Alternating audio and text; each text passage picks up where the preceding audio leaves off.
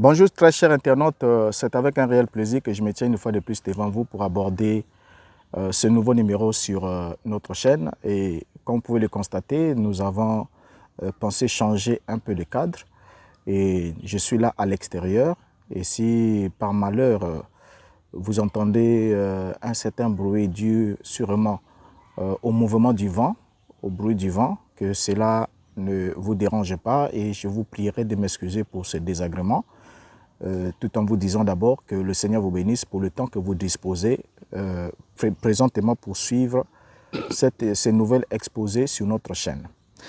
Et pour aujourd'hui, comme vous le savez, nous avons eu à démontrer le plagiat de William Branham sur la révélation de cet sceau que nous avons eu à prouver ensemble avec vous, preuve à l'appui, évidence sur évidence, texte sur texte, que William Branham n'avait pas un message et comme nous l'avons signifié, que depuis les années 30 jusqu'en 1962, William Branham avait prêché la révélation qu'il avait prise chez les adventistes du 7e jour.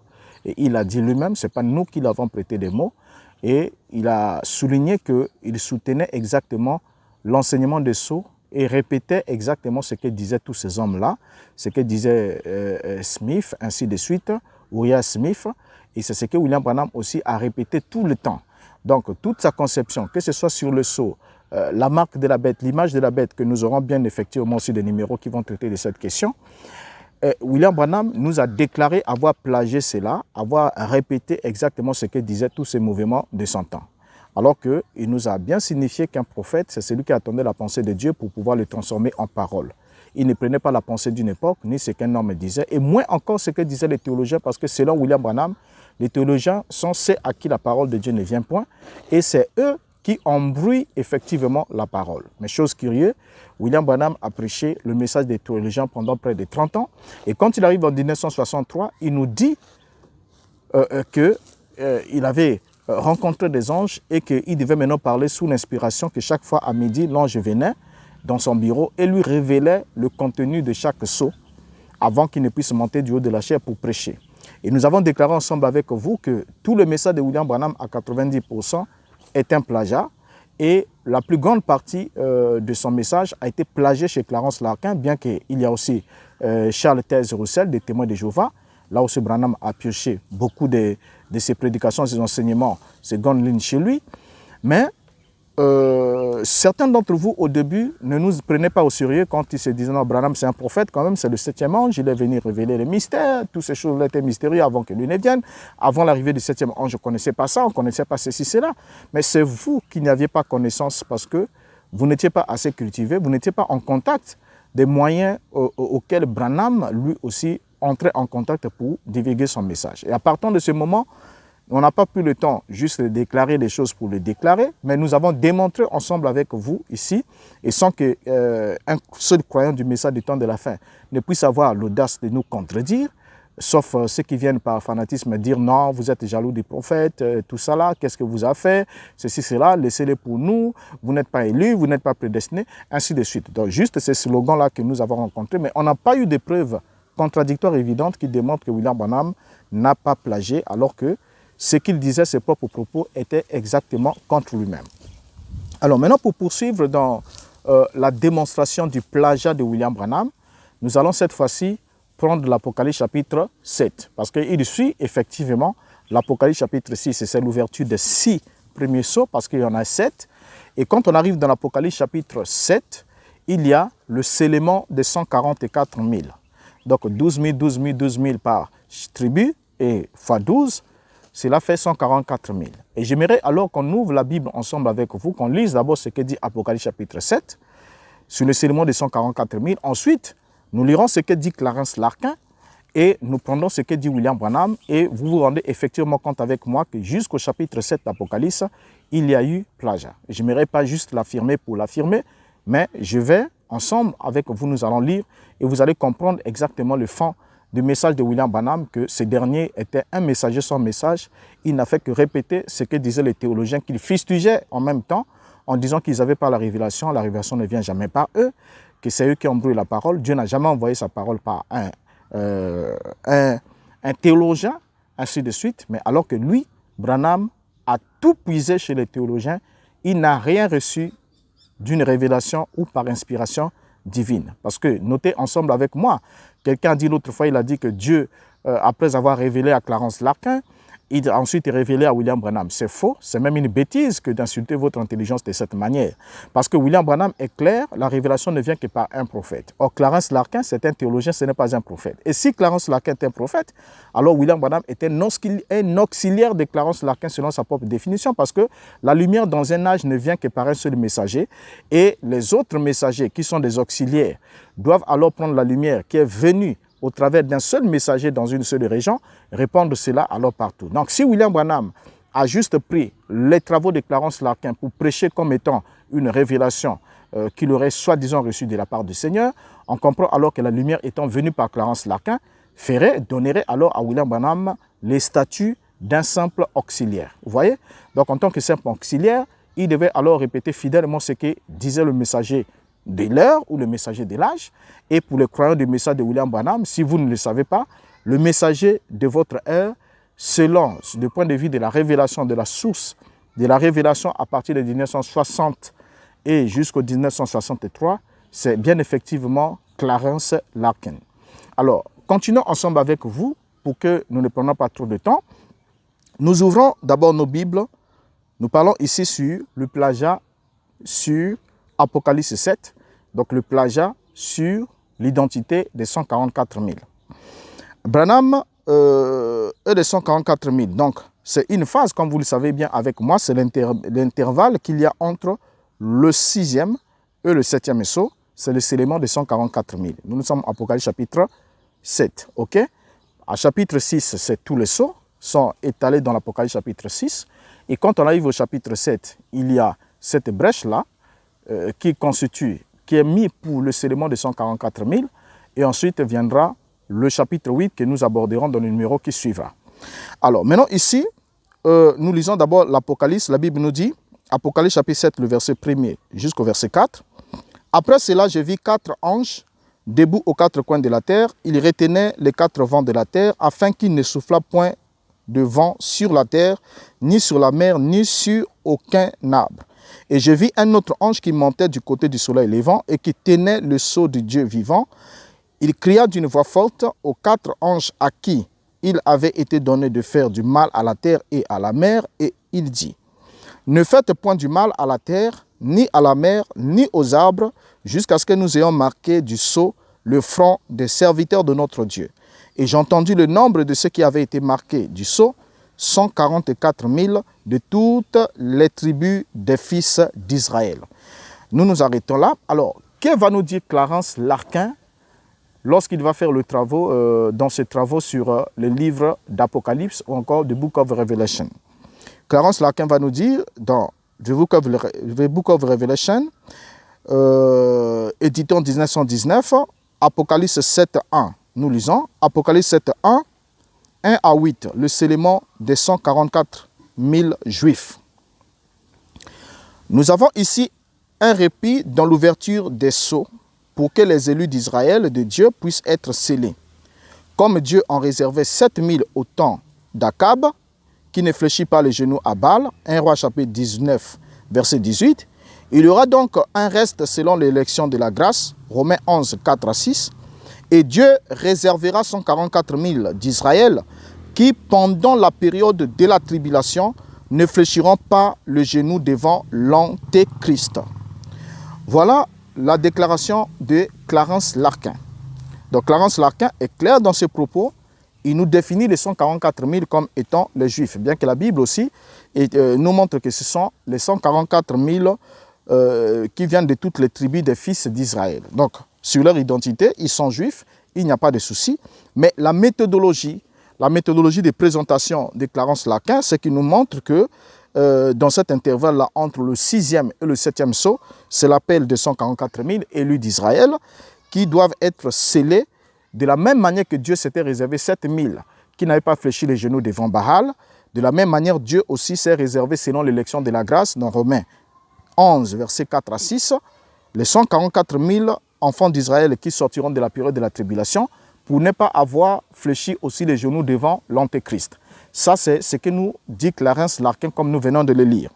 Alors, que va nous dire William Branham, lui qui est censé venir avec la révélation, Que va-t-il nous dire dans la prédication, le 7e sceau, prêché le 24 mars 63, à partir du paragraphe 81. Nous lisons d'abord le paragraphe 81, ensuite nous lirons le paragraphe 83 et je vous notifierai les paragraphes au fur et à mesure que nous allons les lire. Et vous allez constater ensemble avec moi s'il y a plagiat ou il n'y a pas plagiat, si Branham avait un message où il était le répétiteur de travaux théologiques des gens qui disaient ne pas avoir la révélation, ne pas avoir le Saint-Esprit et que la théologie était du diable et ces gens qui étaient des trinitaires étaient des serviteurs de Satan, ainsi de suite, et tout ce qu'ils pouvaient nous dire à propos de ces gens. Et notons ensemble avec vous que Clarence Larkin, comme Scofield, comme tout ce que William Branham a eu à plagier, c'était des gens qui étaient par la foi trinitaires, c'est-à-dire qui croyaient dans l'existence d'une trinité dans l'hypostase divine. Alors maintenant, continuons ensemble à lire ensemble avec vous. Lisons ce que dit William Branham dans le 7e sceau, paragraphe 81. Il dit ce qui suit. Bon, maintenant, nous allons donc parler ici de ce chapitre 7 pendant un instant pour faire un peu le lien entre le 6e et le 7e sceau. En effet, c'est le seul élément que nous avons pour avancer en ce moment, c'est le 6e. Entre le 6e et le 7e sceau, c'est l'appel d'Israël. Bien, là c'est noté, c'est l'appel d'Israël. C'est exactement ce que nous a dit Clarence Larkin, qu'entre le 6e et le 7e sceau, c'est l'appel d'Israël. Continuons. Paragraphe 83. Ça n'a absolument rien à voir avec l'âge de l'Église, rien du tout. Ils sont Israël, absolument. Maintenant, nous allons lire dans quelques minutes. Or, cet intervalle entre le 6e, le sceau, c'est l'appel et le scellement de 144 000 Juifs qui sont appelés pendant la période de la tribulation, après que l'Église est partie. Voyez, ça n'a rien à voir avec l'âge de l'Église du tout. Oh, ils sont appelés et cela s'harmonise parfaitement avec l'Écriture. Les dernières 3 semaines et demie de Daniel qui ont été fixées sur le peuple de Daniel, vous voyez, pas sur les nations, sur le peuple de Daniel, et Daniel était juif. Paragraphe 151. Remarquez comme il y avait un reste selon l'élection, ces juifs, c'est ce qu'ils sont maintenant, un reste selon l'élection. Au jour du premier ministère d'Élie parmi les Juifs, où 7000 croyants avaient été préservés par la main de Dieu, maintenant il doit y en avoir en ce temps un reste à venir. Il doit y en avoir en leur temps 144 000 selon l'élection. C'est-à-dire que le message à ce moment-là, ceux qui croiront le message, il y en aura 144 000. Paragraphe 155. Il y en avait des millions en Palestine au jour de la prophétie d'Élie, et 7000 ont été sauvés sur des millions. 156. Maintenant, selon l'élection, alors que des millions de Juifs se rassemblent dans leur patrie, c'est devenu une nation, il y en aura des millions là-bas, mais seulement 144 000 élus seront choisis. Eux écouteront le message. Paragraphe 171.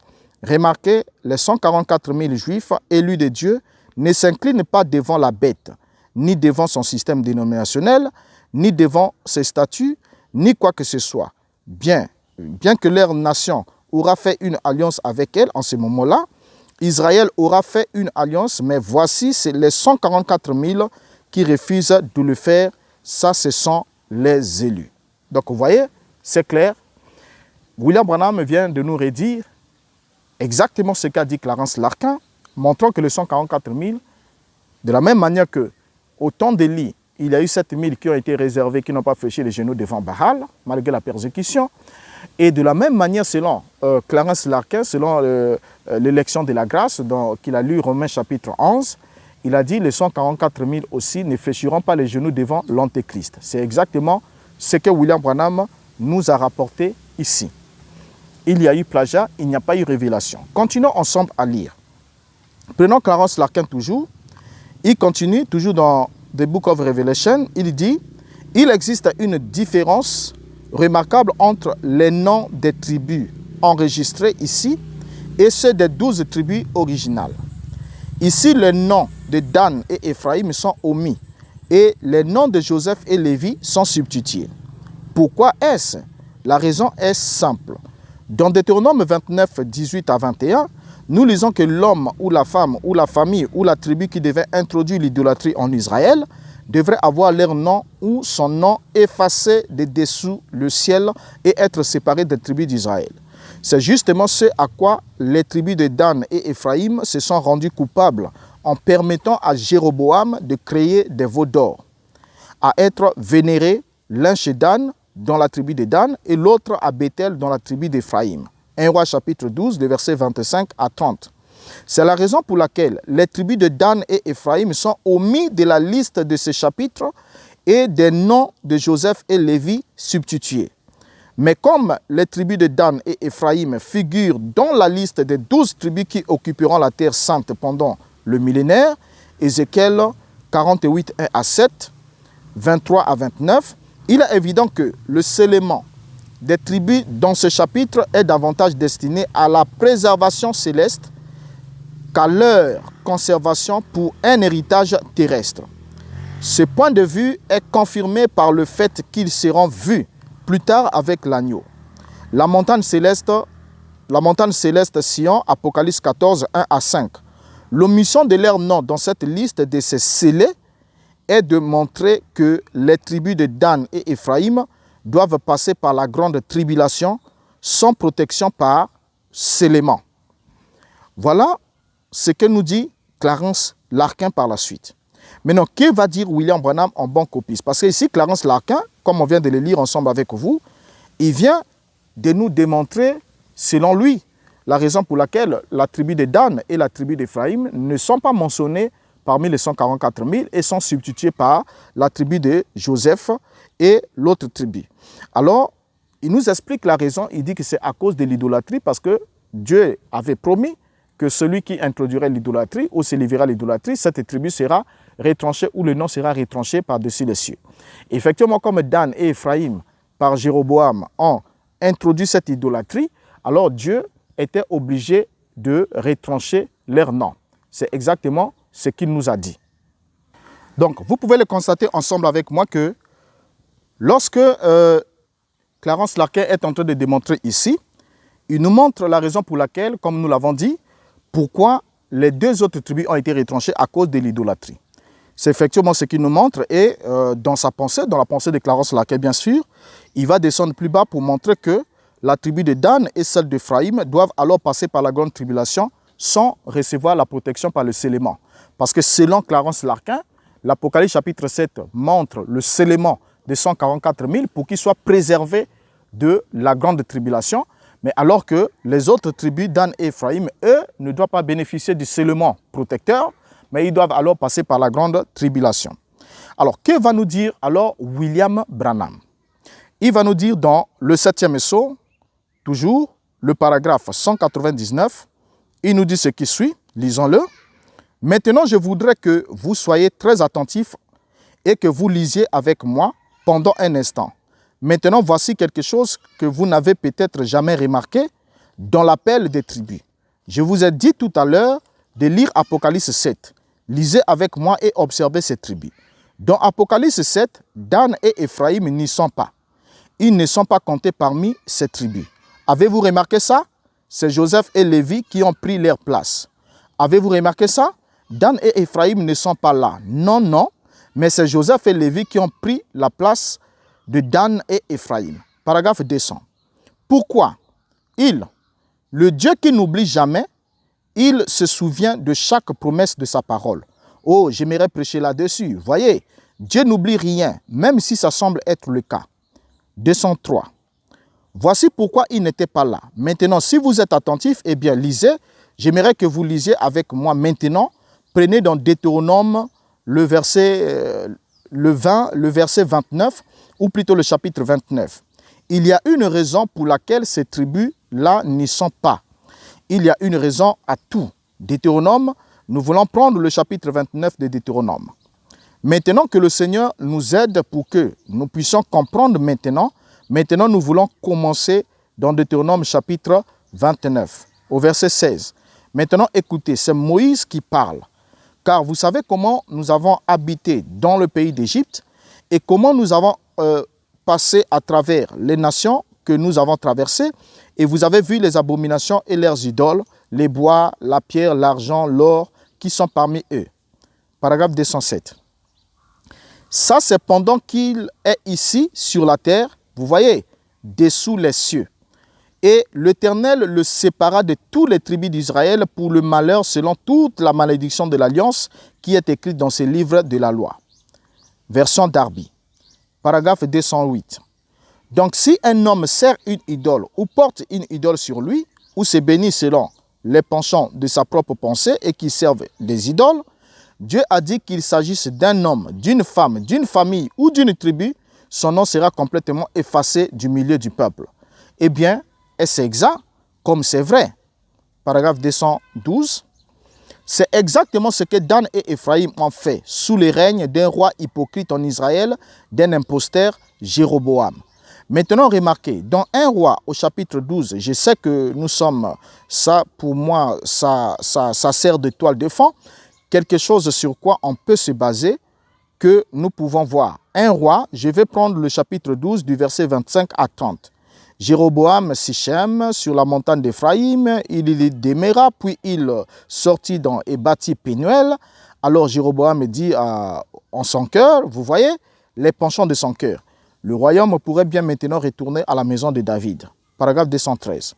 Il commençait à craindre, vous voyez, parce que les gens pouvaient partir.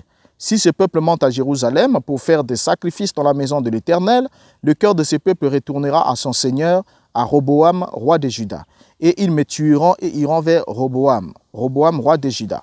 Après cette consulté, le roi fit 2 veaux d'or et il dit au peuple, assez longtemps vous êtes montés à Jérusalem, Israël, voici tes dieux qui t'ont fait sortir du pays d'Égypte. Il érigea l'un de ses veaux à Bethel et il mit l'autre à Dan. Ce fut là une occasion de péché. Le peuple alla devant l'un des veaux jusqu'à Dan. Paragraphe 214.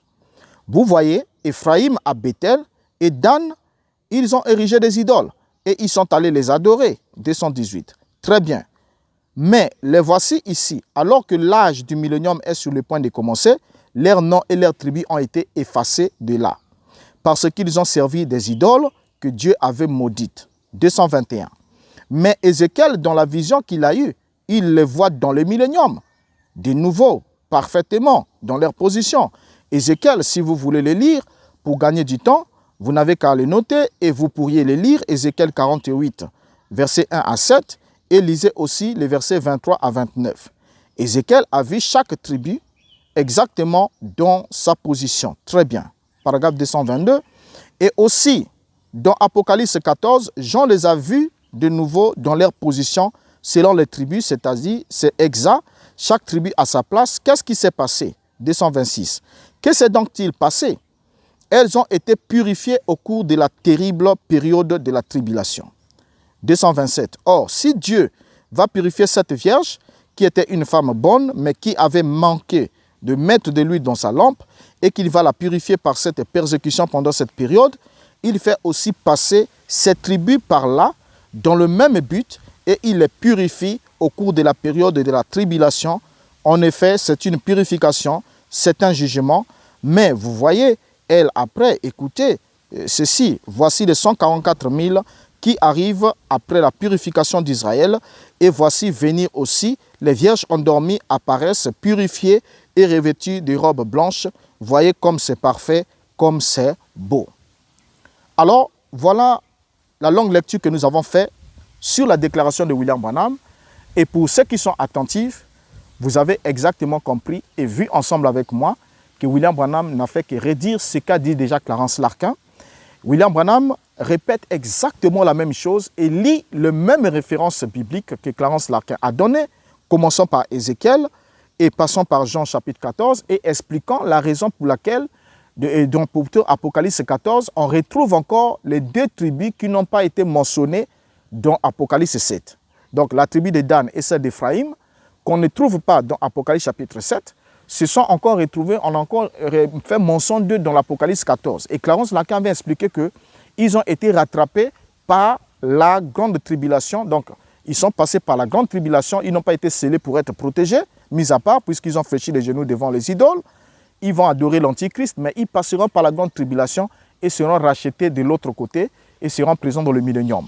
Et c'est exactement ce que William Branham a dit avec le même mot, les mêmes raisons, le même motif.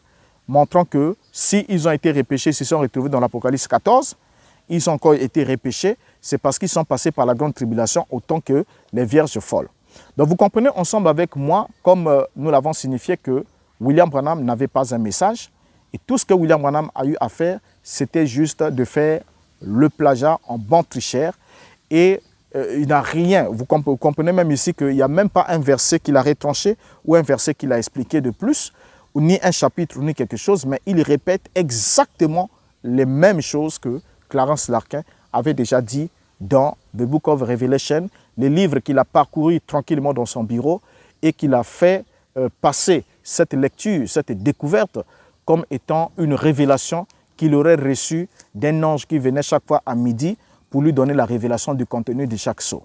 Donc, on est là en face d'un imposteur, une imposture de grande envergure, et comme vous le comprenez ensemble avec moi, que si vous aimez, comme je l'ai toujours tantôt dit, que tant que vous aimerez le mensonge, tant que vous soutiendrez le mensonge, parce que la seule façon pour vous, après avoir compris que William Branham vous a trompé, la seule façon pour vous de vous racheter de ce mensonge-là, c'est de prendre position contre ces mensonges. Et la toute première position à prendre, c'est d'abord, de quitter le système de message de William Branham. Ça, vous n'avez pas besoin qu'on vous le dise. Et secondo, c'est de faire tout ce que vous pouvez pour éveiller aussi les autres consciences qui sont restées dedans, afin que cela constitue votre expiation. Surtout pour vous les prédicateurs. Vous avez prêché ces choses et nous étions tous ensemble d'accord et d'avis que nous avons prêché que William Branham est celui qui est venu révéler le mystère de cette sceau. Mais nous ne savions pas que lui, il puisait ça dans les travaux théologiques. Et pour éviter que nous puissions rentrer en contact avec les sources d'inspiration dont il s'abreuvait, il nous a fustigé les théologiens pour dire ils n'ont pas la révélation, la parole de Dieu ne vient jamais à eux, ce n'est pas aux théologiens d'expliquer la parole, c'est eux qui embrouillent la parole. Il ne faut pas lire les théologiens parce qu'ils n'ont pas la révélation. Et plus loin, il dit même qu'ils sont la sémence du serpent parce qu'ils sont instruits, ils sont intelligents, ainsi de suite. On ne connaît pas Dieu par la théologie, on connaît Dieu par la révélation au travers de sa parole au moyen d'un prophète. Mais alors que lui qui se disait prophète s'abreuvait de ses travaux théologiques et il vient ici dans un enseignement qu'il nous dit avoir reçu par la visitation de 7 anges qui aurait formé le nuage que vous connaissez, la roquette qui avait explosé au-dessus de Flagstaff en Arizona, qu'il a pris pour une nuée de gloire. Et il nous a fait comprendre, laisser entendre que tout le message qu'il a eu à prêcher sur le sceau était le produit d'une révélation divine. Et c'était un mystère que Dieu avait caché depuis la fondation du monde et qui attendait la venue du 7e ange afin d'être dévoilé. Mais alors qu'avant même, quand William Branham était encore tout petit, depuis 1919, Clarence Larkin avait déjà tout déballé. Et William Branham est même mort sans avoir pu prêcher tous les livres d'Apocalypse. Alors que, selon lui, son ministère, en tant que 7e ange, c'était de mettre fin au mystère de Dieu. Mais il est mort, il a encore laissé des choses qui sont prétendument mystérieuses, que nous allons aborder encore dans les autres numéros qui viendront. Alors, pour ce numéro-ci, nous y mettons un terme, et vous comprenez ensemble avec moi, Apocalypse chapitre 1er, plagiat, 2, 3, 4, 5, 6, et là nous venons de démontrer le plagiat sur l'Apocalypse chapitre 7. Et pour le numéro qui va suivre, ne le manquez surtout pas, nous démontrerons le plagiat sur l'Apocalypse chapitre 8, en d'autres termes, sur le 7e sceau. Oui, le 7e sceau, vous avez bien entendu. Et nous démontrerons par là que ce sceau si mystérieux, si silencieux, si étrange et qui fait l'objet de tant de convoitise sur la connaissance est effectivement aussi un plagiat. Et après, quand on aurait fini de démontrer que le 7e sceau est aussi un plagiat, ça permettra qu'on réponde au pasteur Lifoko du ciel, qui nous avait lancé un défi dans une interview pour dire, mais ils disent que William Branham avait plagié les sceaux. Il avait plagié Clarence Larkin les sceaux. Est-ce qu'il a aussi plagié le 7e sceau? Le 7e sceau. Et on vous mettra aussi cet extrait-là, vous allez le suivre. Et ensuite, nous répondrons à William Branham. C'est Branham lui-même qui répondra à Branham en face de Clarence Larkin. Ce sera comme, pour ne pas dire un procès, mais ils seront face à face, on les mettra face à face et on saura si William Branham avait plagié aussi le 7e sceau ou ne l'avait pas fait. Ne manquez surtout pas le numéro qui viendra et si vous avez aimé la vidéo, partagez les liens et invitez aussi les autres à être au rendez-vous pour que dès que le numéro sera mis en ligne, qu'on le suive tous ensemble et qu'on en débatte et qu'on prenne conscience. Voilà, une fois que la vérité apparaît, la lumière apparaît, l'obscurité s'en va. Et quand l'obscurité s'en va, il n'est plus nécessaire que vous continuez à marcher à tâtons. Parce que si vous continuez à tâtonner pendant que la lumière est déjà venue, ça veut dire que votre aveuglement est un aveuglement irréversible. Mais si c'est un aveuglement circonstanciel dû à l'absence de la lumière parce que vous n'aviez pas la connaissance de ces choses, vous n'étiez pas éclairé, alors je crois que Dieu ne vous tiendra pas rigueur lorsque vous avez agi, soutenu mordicus sur le mensonge de William Branham, pensant que il venait réellement de lui. Mais maintenant que vous savez qu'il a agi en bon imposteur, alors il est de votre devoir et de votre droit, bien sûr, de claquer la porte sans demander l'avis de quiconque, parce que c'est votre âme qui se tiendra devant le Créateur suprême au jour du jugement, lorsque vous vous rendez compte de comment vous avez géré votre vie, de qui vous avez reçu ou n'avez pas reçu. Et ne dites pas que si je suis séduit, Dieu m'excusera parce que j'ai été séduit. Parce que si vous vous laissez séduire, vous péchez. Parce que Yeshua, avant de partir, a dit à ses disciples, prenez garde et que personne ne vous séduise. Donc c'est un ordre. Vous devez prendre garde. Prendre garde signifie quoi? Être prudent, être très prudent, examiner chaque chose, parce que les choses de Dieu viennent dans la manière que Dieu voudra qu'elles viennent. Et quand quelque chose vient en dehors de la manière que Dieu voudra que cela vienne, et surtout que vous découvrez qu'on vous a menti, alors ne continuez pas à faire confiance à un homme qui vous a menti au point de mettre en péril votre âme. Alors je vous dis au revoir pour ce numéro-ci. Je vous donne rendez-vous pour le numéro qui suivra, toujours sur cette chaîne. Nous parlerons du plagiat du 7e sceau. Au revoir et merci pour votre attention. Si vous avez aimé la vidéo, partagez, likez sur la vidéo, partagez le lien. Abonnez-vous sur la chaîne si ce n'est pas encore fait. Et nous attendons aussi vos suggestions en commentaire. Nous attendons aussi vos contre-avis en commentaire parce que votre silence est un aveu de culpabilité, un aveu de reconnaissance que ce que nous disons est réellement vrai. Et si vous avouez que ce que nous disons est vrai, alors ce que Dieu attend de vous et que votre âme attend de vous, c'est que vous preniez la décision en activant votre volonté, bien sûr, parce que quand vous prenez la décision, cela vous donne une puissance et cette puissance vous donnera la capacité alors de partir hors de ce système mensonger. Et heureusement pour vous que vous avez appris que le message était un mensonge, c'était juste des fiascos avant que vous quittiez ce monde, sinon il en sera fait de vous.